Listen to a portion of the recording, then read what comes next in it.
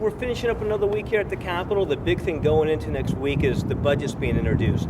But I wanted to take a second this weekend, being that tomorrow's President's Day, and share with you some of the history that you've heard me talk about here up at the Capitol. You know, Thomas Jefferson designed this Capitol. It's the place that the General Assembly started meeting, started in 1788, and there's just so much history here. 7 presidents are from Virginia. So come on, I'll show you some of that history. My favorite room, the old House chamber. This is where the House of Delegates met starting in 1788. It's where in 1807 Aaron Burr was brought up on treason charges and Justice John Marshall presided over it.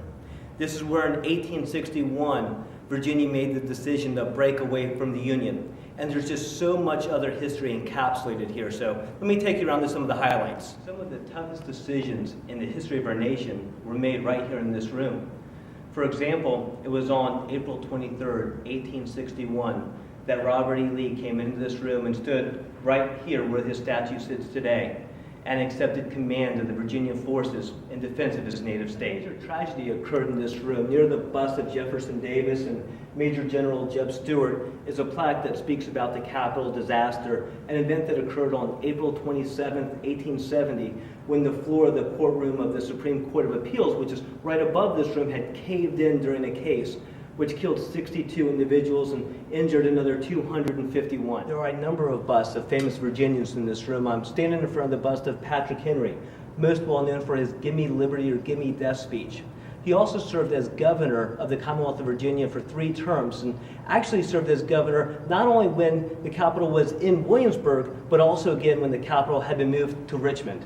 Another famous Virginian with a bust here is John Marshall, Chief Justice of the U.S. Supreme Court. And interestingly about this bust is you see him in Roman attire, and that's not what they wore when they presided over the courts back then. It was kind of a thought that important people, when this bust was originally done, should be depicted in Roman attire because of their importance. So that's why you see him in the attire, and that's the uniqueness of this bust. George Mason has a bust here as well. George Mason's most well known for crafting the Virginia Declaration of Rights, which heavily influenced Thomas Jefferson when he crafted the Declaration of Independence, and also Madison when Madison crafted the Bill of Rights. Also some busts here of people that many of us don't associate with Virginia.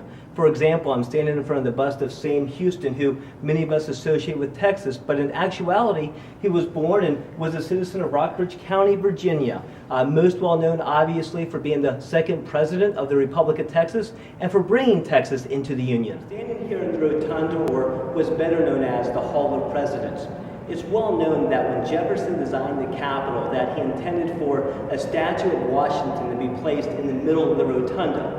And in 1796, an 18-ton statue of Washington was unveiled.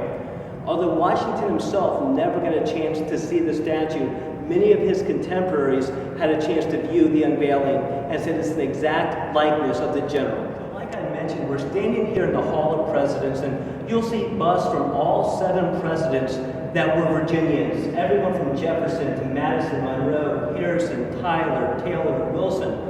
But there's an additional bust here that not only is he not a president, he's also not even a Virginian, and that's the Marquis de Lafayette. It was decided because of the Marquis de Lafayette's importance to us being victorious in the Revolutionary War that we would have his bust here as well. He came over at his own expense to America to help fight alongside General Washington in the Continental Army, where he was a volunteer, and was instrumental in helping us defeat the British. And later on, when he had 3 children, he actually named his son George Washington Lafayette. So you'll see 7 Virginia presidents here and the Marquis de Lafayette. And this is today. These are the doors to the House of Delegates floor where laws are debated and voted on today. You know, there's so much more history to our Capitol than I've been able to share with you, but I hope this synopsis gives you an overview of why it's so humbling to serve up here. You really are following in the footsteps of Henry and Jefferson, and these halls really were walked by our forefathers that made so many decisions that set the course of our nation. Being able to come up here and experience this history firsthand is just awe-inspiring, and I hope you have a chance to do that. If you want to come up and set up a tour, please give me or my office a ring. I'd be more than happy to take care of that for you.